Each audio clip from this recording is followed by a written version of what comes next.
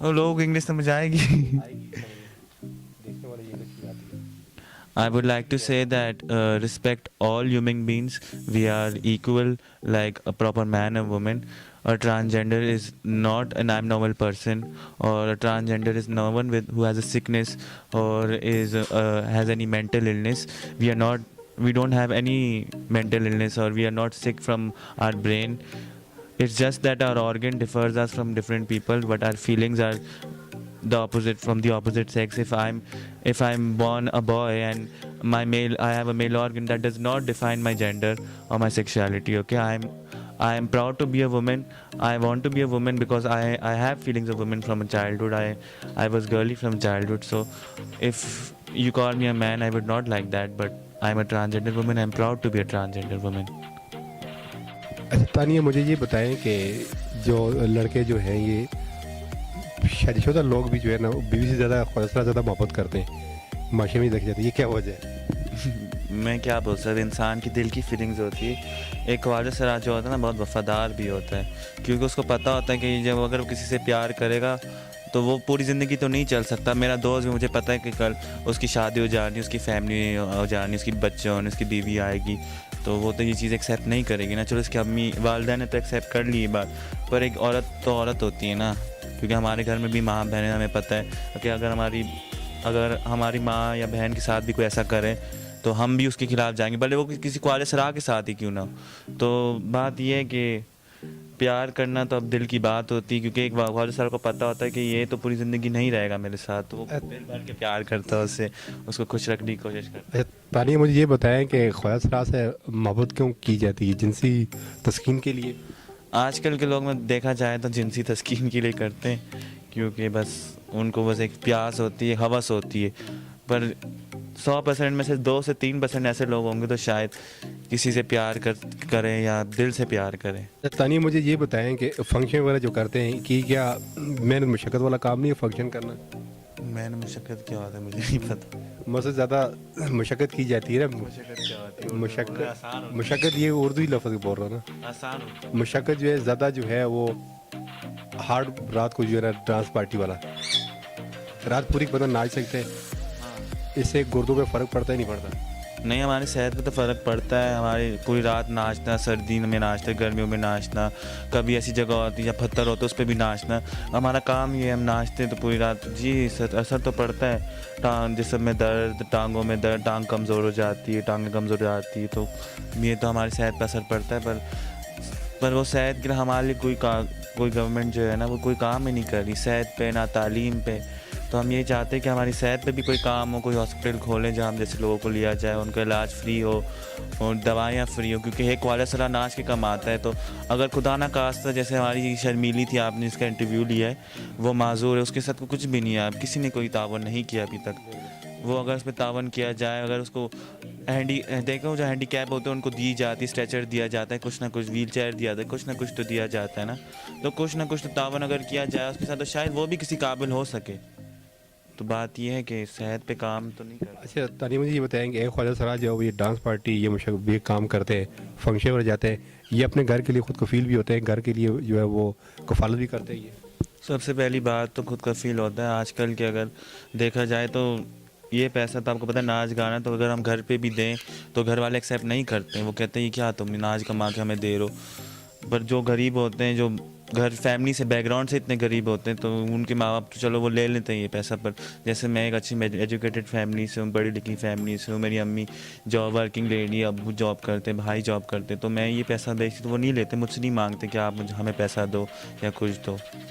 کیونکہ یہ سمجھتے ہیں کہ یہ ناچ گانا کرنے سے ان کو، وہ تو سمجھتے، ہم تو ان کو بولتے ناچ گانا ہے، پر ان کو ان کو دماغ میں کچھ اور ہی ہوتا ہے کہ ہم کچھ اور غلط کام کر کے پیسہ گھر بھیجے، تو وہ پیسہ ایکسیپٹ نہیں کرتے. مثلا تانیہ آپ کی فیملی جو ہے پڑھی لکھی ہے، ایجوکیٹڈ فیملی ہے، آپ کی فیملی کو آئے کہ پتہ ہے کہ آپ یہ ڈانس فنکشن وغیرہ کرتی ہیں، تو وہ کیا کہتے ہیں آپ کو؟ کچھ کہا انہوں نے؟ بہت کہا، بہت سمجھایا، ہمارا بھی ہے، پیٹا بھی ہے. پر ایک بات ہوتی ہے نا، دل کی بات ہوتی ہے. اب میں نے فیملی چھوڑی ہے، اب ماشاء اللہ سے میں بھی خود پڑھی لکھی ہوں، جاب بھی کی ہے میں نے، آرگنائزیشن میں بھی کام کیا کراچی میں، خواجہ سراؤ کی تنظیم سب رنگ سوسائٹی کے ساتھ کام کیا ہے میں نے، ہمراج سوسائٹی، میل ہیلتھ سوسائٹی میں کام کیا ہے میں نے. پر ایک خواجہ سراؤ کی زندگی یہی ہوتی ہے، ناچ گانا اور اسی سے کمائے جاتے ہیں، کیونکہ کوئی نوکری نہیں دیتا. ایک 6 مہینے میں نے 7 مہینے وہاں لگائے، پر کراچی میں آپ کو پتہ ہے عزت نہیں ہے اس کاموں میں. وہاں پہ بہت برا سمجھا جاتا ہے اس کام کو. وہ خواجہ سرا کو ایک سیکشل آبجیکٹ ہی سمجھتے کہ بس یہ سیکس کے لیے بنے ہوئے، ان کو بس استعمال کر کے پھینکا جائے اور ناچ گانے کے لیے. تو میں ادھر اس لیے آئی، مجھے لگا کہ یہاں تھوڑی عزت ہوگی، چھوٹا شہر ہے، یہاں پہ ہم جیسے لوگوں کی عزت ہے، ماشاء اللہ سے عزت ہے. دیکھا جائے شہر کے مطابق اس جگہ ہماری ماشاء اللہ عزت ہے.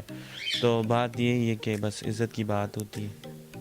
تو تانیہ کراچی جو شہر میں اتنا بڑا شہر ہے، وہاں پہ کیا یہ فنکشن وغیرہ یا یہ نہیں ہوتے؟ اگر وہاں پہ اگر جاب کرنا چاہیں تو آپ جاب کرنا چاہیے، ماشاء اللہ جاب کے اپرچونیٹیز ہیں. میں نے اپلائی بھی کیا ہوا ہے. میں ماشاء اللہ سے میں نے ہیومن رائٹس پہ بھی میں نے کام کیا ہے. اس پہ بھی میں ٹریننگ پہ گئی ہوں لاہور. میں نے 10 دن کی ٹریننگ لی ہیومن رائٹس کی. سینٹر آف ہیومن رائٹس کے اندر میرے پاس سرٹیفکیٹ ہے. میری جو گرو ہیں وہ خود تنظیم چلاتی ہے. میری جو داد گرو جو ہمارے گرو سے بڑا ہے، وہ ان کا بیوٹی پارلر ہے. وہ سب آرگنائزیشن چلاتے ہیں ماشاء اللہ سے. وہ بھی سب پڑھے لکھے. پر بات یہ ہے کہ اگر اپرچونیٹی دیکھیں، مجھے بھی دی گئی، سب کو دی گئی اپرچونیٹی، اویل کرنی چاہیے. اور اگر مجھے اس سے اچھی اپرچونیٹی میں تو ضرور انشاءاللہ کام کروں گی. میں تو یہ چاہتی ہوں کہ میں اپنی کمیونٹی کے لیے کام کروں. سب سے پہلے تعلیم پہ کام کروں، تعلیم یافتہ کروں کمیونٹی والوں کو.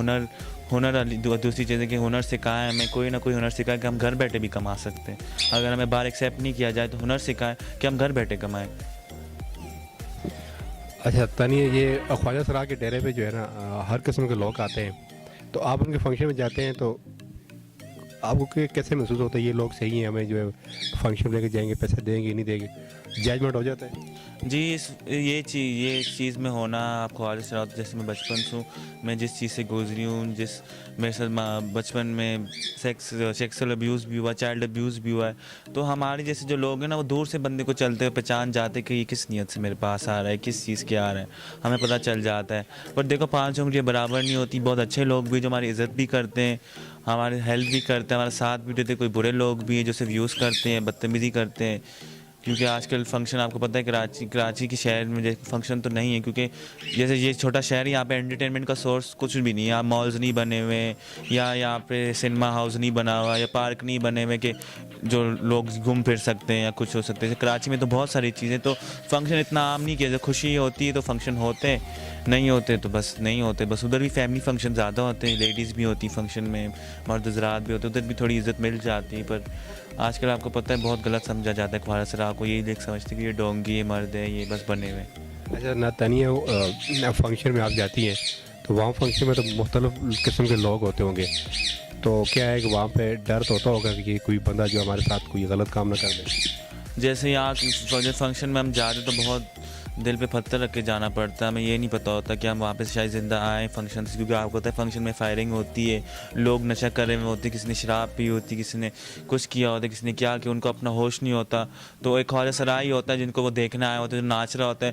تو اگر انہوں نے کوئی غصہ نکالنا ہے، کچھ چیز کرنی ہوتی ہے، تو وہ ہم جیسے پہ نہیں اتاریں گے نا، وہ ہم پہ ہی حملہ کریں گے نا. وہ اتنے نشے میں ہوتے ہیں، ان کو اپنا ہوش نہیں ہوتا ہے. تو ڈر تو ہوتا ہے کہ ہم زندہ آئیں گے، یا لوگ ہمیں جو دھمکیاں دیتے ہیں کہ بال کاٹ دیں گے، جان سے مار دیں گے، وہ لوگ آ جاتے ہیں پیچھے. وہ گاڑی سے، راستے میں سے کوئی گاڑی سے اتار کے لے جاتا ہے، کوئی ریپ کر لیتا ہے، 10 بندے اٹھا کے لے جاتے ہیں، بال کاٹتے، تشدد کرتے ہیں، مارتے ہیں. اتنے سارے کیسز ہیں. لیٹسٹ ابھی جو کیس آیا ہے، جو نینا نام کی جو ڈانسر ہے، اس کے بال کاٹے گئے، اس سے پہلے ایک پہ تیزاب پھینکا گیا. تو ہمیں تو نہیں ہوتا کہ ہم فنکشن سے واپس زندہ آئیں گے بھی نہیں آئیں گے. اچھا تانیہ، میرا آخری کوشچن یہ ہے کہ آپ بھی ایجوکیٹڈ، آپ تعلیم یافتہ ہیں، تو مزید آگے یہ ڈانس یا فنکشن کوئی آپ کنٹینیو کریں گی، یا آپ جاب کی طرف آپ جائیں گے؟ میں فنکشن اور یہ تو میں پوری زندگی نہیں کر سکتی. یہ تو میں نے سوچا، کیونکہ ایک دن تو آگے میری عمر بھی ہوگی. تو خوبصورتی کب تک ہوتی ہے؟ خوبصورتی 4 دن کی ہوتی ہے، ٹھیک ہے. جب میں اس عمر سے نکل جاؤں گی، تو جب میری خوبصورتی نہ رہے گی تو مجھے کون پوچھنے والا ہوگا؟ میرا آخری ہوگا کہ میں سگنل بھی آپ بھیک مانگ رہے ہوں گی. تو میری تعلیم کا اتنا کیا فائدہ کہ میرے گھر والوں نے مجھے پڑھایا، مجھے بچپن سے ہر چیز میری جو منہ سے نکلی پوری کی ہے. بس ان کا یہی تھا کہ تم گھر نہیں چھوڑا. پر میں ان کی عزت کی وجہ سے میں نے آج گھر چھوڑا، کہ میں نہیں چاہتی ان کی عزت مزید خراب ہو. بہت باتیں بن رہی تھی. تو بات یہ ہے کہ میں فنکشن نہیں کروں گی، اور اگر مجھے اپرچونیٹی دی جائے تو میں انشاءاللہ آگے پڑھوں گی، لکھوں گی، آگے یونیورسٹی میں اپلائی کروں گی. یونیورسٹی کا اگر مجھے موقع دیا جائے، ادھر اپنے جیسے میں ہوں ویسے پڑھوں گی یونیورسٹی، اور اپنا ڈگری جو بھی میں حاصل کروں گی اس سے شاید خواجہ سرا کے لیے میں تنظیم کھولا، کچھ نہ کچھ کام تو کروں گی. پوری زندگی فنکشن یا ناچ گانا نہیں کروں. ابھی آپ کی ایج کی عمر کتنی ہے؟ میری ابھی ایج 22 سال ہے. پر آپ کو پتہ ہے ٹائم اتنی جلدی گزر رہا ہے کچھ پتہ نہیں ہے. آپ کو 2-3 سال ایسے گزر جائیں گے, پھر آپ کو پتہ ہے انسان جب ایک عمر پہ آ جاتا ہے پھر یہ چیزیں نہیں اچھی لگتی ہیں. اور آپ یہ انسان اپنی سیونگ کرتا ہے, اپنے فیوچر کے بارے میں سیونگ کرتا ہے. کل خدا نہ خواستہ مجھے کچھ ہو گیا, میں بیمار پڑ گئی, مجھے کچھ زیادہ کوئی بڑی چیز ہو گئی تو میرا کون ساتھ دے گا؟ میں آپ ہی ساتھ دے سکتی ہوں نا اپنا. جو میں نے سیونگ کی ہوگی تو وہ آگے میں لگاؤں گی اپنے آپ پہ, میری ہاسپٹل میڈیکیشن سے کچھ نہ چیز آگے میں نے پڑھنا ہے. تو ایک ناچ گانے سے تو آپ کو پتہ ہے اگر یونیورسٹی میں نے اپلائی کرنی تو ایک سیمسٹر کی کتنا ہوتا ہے آپ کو پتہ ہے, لاکھوں میں فیس ہے, ایڈمیشن فیس 1,00,000-1.5 روپے ہوتی ہے. تو ہم جیسے جو خواجہ سرا لوگ ہیں تو آپ بتاؤ کہ ہم جیسے کیسے افورڈ کر سکتے ہیں اپنا. مطلب تانیہ خواجہ سرا کے لیے یونیورسٹی میں کوئی وہ جگہ نہیں ہے تعلیم حاصل کرنے کے لیے؟ یونیورسٹی میں تو بہت ہے, یونیورسٹی سے بہت ہے, بڑی سی بڑی یونیورسٹی ہے.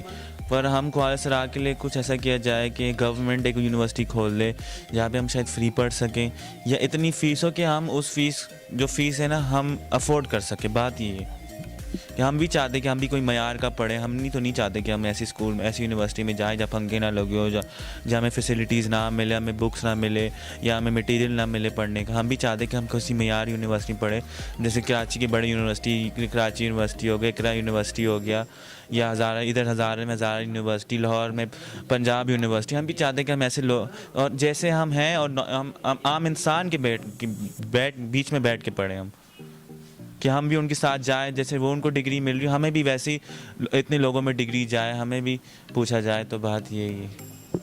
اچھا تانیہ آپ مانسر آئی ہیں کراچی سے, کیا کہ فیملی والوں کو پتہ ہے کہ آپ مانسر کی ہوئی ہیں؟ ہاں جی, میری فیملی کو پتہ ہے مانسرا میں ہوں, اور ماشاء اللہ سے مانسرا کے مجھے لوگ بہت اچھے لگے. یہاں پہ بہت دل کے لوگ اچھے ہیں, بہت ساتھ دیتا ہر چیز میں. یہاں کے خواجہ سرا بھی بہت اچھے ہیں. یہاں پہ ہماری بڑی ہے نادرا خان, وہ بہت کام کر رہی ہے کمیونٹی کے لیے, ہر کمیونٹی کے ہر مسئلے میں جاتی ہے, ہر چیز میں آگے ہوتی ہے. کوئی پولیس کا مسئلہ ہوتا ہے, قتل ہوتا ہے کسی کا, یہاں پہ کچھ نہ کچھ چیز ہوتی ہے, وہ بھلے عام انسان کی زندگی میں کچھ مسئلہ چل رہا ہو نا تو وہ ہمیشہ آگے جا کے ان کے لڑیں گی, ریلی نکالیں گی, ہر چیز کریں گی.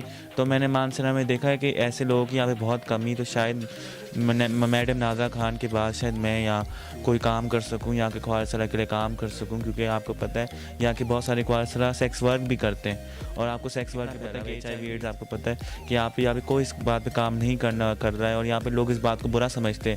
تو میں یہاں پہ لوگ یہی چاہوں گی کہ لوگ سینسٹائز ہو, لوگ جینڈر پہ بات کریں, لوگ جینڈر پہ یہاں پہ سیمینار ہو کوئی یا کچھ ہو کہ ہماری جینڈر پہ بات ہو, کہ لوگ ہمارے کو لے کے نا سینسٹائز ہو, ہم سے دور نہ بھاگے. ہم بھی عام انسان, ہمارے ساتھ بھی آئے بیٹھے کھائے پیے, ہمیں بھی ویسا سمجھے جیسا آپ کے بچے ہیں, آپ کے گھر میں ماں بہنیں, ہم بھی آپ ان کی طرح ہی عام انسان ہیں. تو میں یہی چاہوں گی کہ یہاں کی جو کمیونٹی ہے, یہاں کی جو عوام ہے, ان کے لیے کوئی آرگنائزیشن کھولی جائے کہ ان کو سینسٹائز کیا جائے, کہ یہاں پہ ہیلتھ پہ کام کیا جائے, HIV ایڈز پہ کام کیا جائے. اور کوئی جیسے آپ کو پتہ ہے آج کل جو ہمارے خواجہ سرا وہ نشے میں لگ جاتے ہیں, ڈپریشن کا شکار ہو جاتے ہیں. تو مینٹل ہیلتھ پہ, ویل بینگ پہ کام کیا جائے یہاں پہ. بس بات یہی ہے. تو اس پہ اگر آپ نادرا خان کے ساتھ سپورٹ کریں گی, کوآپریٹ کریں گی, آپ پڑھی لکھی بھی ہیں اگر اس کے لحاظ سے؟ انشاءاللہ میں کیوں نہیں سپورٹ کروں گی. جب میری کمیونٹی کی بات ہوئی, اگر جان بھی دینی ہو تو جان بھی دوں گی اپنی کمیونٹی کے لیے, کیونکہ مجھے پتہ ہے کہ کل میرے ساتھ کچھ ہونا, میرے ماں باپ بھی شاید آگے نہیں آئے, پر یہ خواجہ سرا جو ہے وہی میرے ساتھ ہوں گے, مجھے دفنانے والے یہی لوگ ہوں گے, کیونکہ میں ان لوگوں میں سے شمار ہوتی ہوں. یہ میرے بھائی, یہ سارے بھائی بہن ہیں, ہم سارے ساتھ رہتے, ساتھ روتے, ساتھ پیتے, مشکل وقت ساتھ دیکھتے. ہماری فیملی تو ہماری مشکل وقت میں ساتھ نہیں ہوتی, ہم فیملی چھوڑ کے بیٹھے ہوتے ہیں. کوئی تو ہوتا ہے وہ اپنی فیملی والوں سے ملتا بھی, میں تو پھر بھی خوش نصیب ہوں, میری اپنی امی سے بات ہوتی ہے, بھائیوں سے بات ہوتی ہے. پر کچھ خواجہ سرا ہیں ان کے ماں باپ نہیں ہیں, یا وہ شاید ان کے ماں باپ کا بچپن میں انتقال ہو جاتا ہے, یا کچھ ابائے جے, تو ان کا سہارا کون ہے؟ ہم لوگ ہی ہیں نا. ہم ہی اپنی کمیونٹی میں ایک نہیں رکھیں گے, اتفاق نہیں رکھیں گے, تو باہر والے کیسے ہمارے ساتھ تعاون کریں گے؟ جب ہماری کمیونٹی میں ایک نہیں ہو تو ہم یہی چاہتی ہوں کہ پہلے کمیونٹی پہ کام ہو, کمیونٹی کے بیچ میں کام ہو, کہ ہماری کمیونٹی ایک دوسرے کو سمجھے, ایک دوسرے کا ساتھ دے, دھڑے چھوڑ دے. یہ جو خواجہ سرا کا کلچر ہے ہمارا, وہ تو چلو قدیم کلچر چلے آ رہا ہے, پر خواجہ سرا میں آپ کو پتہ ہے اتنے سارے وہ بن گئی, چھوٹی چھوٹی خاندان بن گئے, ایک دوسرے دشمنی, ایک دوسرے سے دشمنی, ایک دوسرے کو مارنا پیٹنا, گرو چیلے کو مار رہا ہے, چیلا گرو سے بدتمیزی کر رہا ہے, آپس میں اتنا ایک نہیں ہے. تو ہم आवाम को क्या बताएं हम।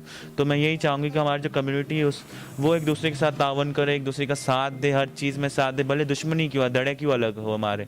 हम इंडिया के और पाकिस्तान के, नेपाल के, हम सारे ख्वाहिशां एक ही है ना। अल्लाह ने हमें बनाया ना, हमारी जो हमने इनका साथ देना है, कभी बुरा वक्त होगा, आज खुदा ना खास्ता कि अगर मेरी जो साथ रहने वाले ख्वाहिशा के साथ कुछ बुरा हो तो मैं उनके साथ जाऊँगी, उनके लड़ूंगी, और मैं हमेशा आगे जाती हूँ, भले वो मेरे दुश्मन ही क्यों ना हो, मैं ख्वाहिशा मेरे मजाक ही क्यों ना बनाते हो और मेरे से जलते क्यों ना, मैं हमेशा जाती हूँ, उनके लिए काम करती हूँ। मैं 3 से 4 दफ़ा पुलिस स्टेशन भी गई हूँ, लड़ी भी हूँ उनके लिए। बस बात यह है कि सब एक होना चाहिए, कम्युनिटी में एक होगा तो आगे आवाम भी हमारे साथ कुछ कर सकती है। अच्छा तानिया, मुझे ये बताएं कि एक ख्वाजा सरास है जो मोहब्बत करते हैं, जो उसके साथ जो दोस्ती करते हैं, तो दूसरा दोस्ती करने वाला एक मुखालफत क्यों करते हैं ये? दूसरा मुखालफत ये करता है क्योंकि वो उससे प्यार करता है, वो बर्दाश्त नहीं करता कोई और उसके साथ हो। पर ये बात मैं आपको बताता हूँ, हम तो औरत नहीं हैं ख्वाजा सरा, हमारी ज़रूरत है एक बंदा नहीं पूरी कर सकता, ठीक है। एक औरत होती है, वो शादीशुदा होती है, वो घर में रहती है, उसको फैमिली सपोर्ट मिलती है, उसके बच्चे होते हैं, वो जॉब नहीं करती, कुछ नहीं करती, पर हमें ख्वाजा सरा है, हमें अपना पेट पालना होता है, कुछ अपने फैमिलीज़ में भेज रहे होते हैं। तो एक बंदा कब तक पूरा करेगा? वो अपने माँ बाप भी देख रहा होता है, अपनी बीवी भी देख रहा होता है, बच्चे भी देख रहा होता है, एक ख्वाजा सरा का कब तक पूरा करेगा वो? तो ख्वाजा सरा इसलिए बाहर जाती, दूसरे लोगों से भी दोस्ती लगाती है, तो वो लोग उनकी सपोर्ट करते, तो वो क्यों आगे नहीं बढ़ सकते। पर यहाँ पे ये होता है कि अगर एक ख्वाजा सरा एक दूसरे से दोस्ती लगा तो उसका पहला दोस्त उसको जान से मार देता है, क्योंकि अभी मानसरा में ये बात हुई है, ये बात उठी है। तो बस यही कहूँगी कि किसी को मारने से तो कुछ नहीं मिल सकता, किसी की माँ की या बाप की बदवा उसके बेटे को मारना है, उसकी औलाद को मारना, तो कुछ नहीं होता। इस तरह आपके साथ हुआ है कि आपसे किसी से दोस्ती की और दूसरे दोस्त ने कहा हो कि भाई आपके साथ दोस्ती क्यों करते हैं, मेरी तानी के साथ दोस्ती है? नहीं यार, मेरे साथ तो हुआ है, पर अभी तक इतनी बड़ी कोई चीज़ नहीं हुई। पर आपस में लड़ाई झगड़े, या मेरे दोस्त ने मुझ पर नाराज़गी उतारी है, मुझे मारा है उसके पीछे कि उससे बात क्यों की है, या मेरे बाल काटे, या कुछ हुआ है, मैं ऐसे तो बहुत केस होते हैं यहाँ पे, पर मेरे साथ अभी तक माशाल्लाह से ऐसी कोई चीज़ नहीं हुई, क्योंकि मैं अपने आप पे कंट्रोल रखा, मैं सबसे इतना फालतू बात नहीं करती। मुझे पता है कि एक लिमिट होती है बात करनी, किसी को मुँह देना होता है, क्योंकि बाद में वो भी आपका अगर दुश्मन बन जाए, वो उसका साथ दे तो थ्रेट्स करते हैं कि मार देंगे, जान से ही कर देंगे, वो कर देंगे। तो मेरी ज़िंदगी मुझे बहुत प्यारी है, ठीक है। तो मैं ये आगे करती नहीं हूँ कि मैं किसी को इतना मौका दूँ कि मेरे साथ वो कुछ गलत करे। अगर कोई मैसेज को पैगाम देना चाहें?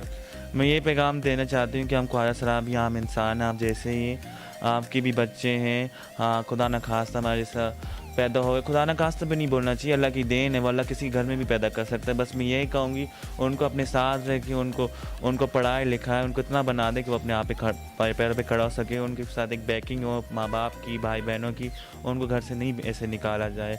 और बस यही कहूँगी कि एक कम्युनिटी में एक होगा, आप लोग हमारे साथ तावन करेंगे, हमसे अच्छी बातचीत करेंगे, हम कोई बुरे लोग नहीं हैं, हम कोई टेररिस्ट नहीं हैं, हम कोई बॉम्ब ब्लास्ट नहीं करते, किसी को कत्ल आज़ाद नहीं करते, हमारे साथ सही रहेंगे। जब हम आपकी खुशी में आते हैं तो हमारी खुशी और दुख दर्द में भी आपकी शिरकत होगी, तो बहुत अच्छा लगेगा हमें। नादरा खान के लिए वो इंग्लिश में मैसेज दे दें आप। नादरा खान कैसी है?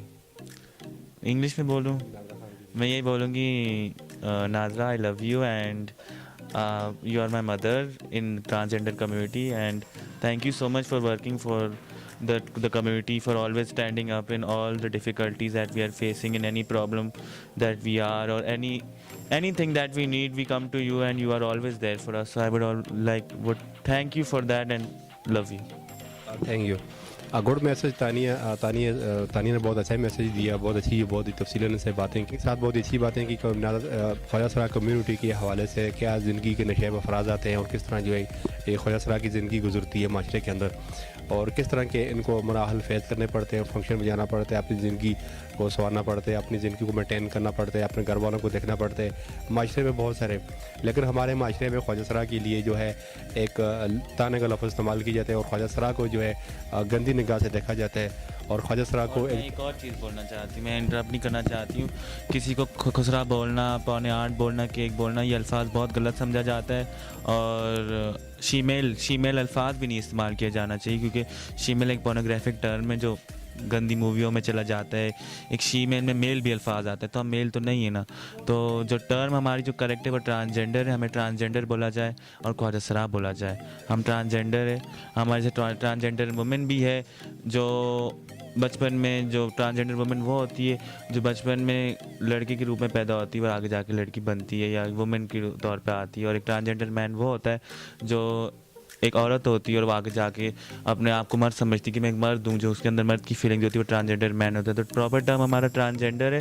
تو میں یہی درخواست کروں گی پوری عوام سے اور سب سے کہ ہمیں ایک پراپر الفاظ سے استعمال کیا جائے. ایک ٹرم ہے ٹرانسجینڈر, اس سے بولا جائے یا ہمارے نام سے پکارا جائے, خسرا پونے 8 کے. اگر ہم کسی کو جا کے بولیں گے, اگر آپ کو بھی جتانا بہت برا لگتا ہے تو یہ دل پہ جا کے لگتی ہے. جی ٹرانسجینڈر الفاظ جو ہے انگلش کا الفاظ ہے, یا ہمیں خواجہ سراب بولا جائے, پر جو الفاظ ایک خسرا یہ شیمیل یہ بہت غلط ہے. میں یہی بولوں کہ اس الفاظ کو روکا جائے, نہیں بولا جائے. یہ ایک ہمارے سمجھے گالی ہوتی ہے. اب واپس انگلش میں بولوں اور لوگ انگلش سمجھ آئے گی. I would like to say that respect all human beings. We are equal like a proper man and woman. A transgender is not an abnormal person, or a transgender is no one who has a sickness or is has any mental illness. We don't have any mental illness, or we are not sick from our brain. It's just that our organ differs us from different people, but our feelings are the opposite from the opposite sex. If I'm born a boy and I have a male organ, that does not define my gender or my sexuality. Okay, I am proud to be a woman. I want to be a woman because I have feelings of women from a childhood. I was girly from childhood. So if you call me a man, I would not like that, but I'm a transgender woman. I'm proud to be a transgender woman.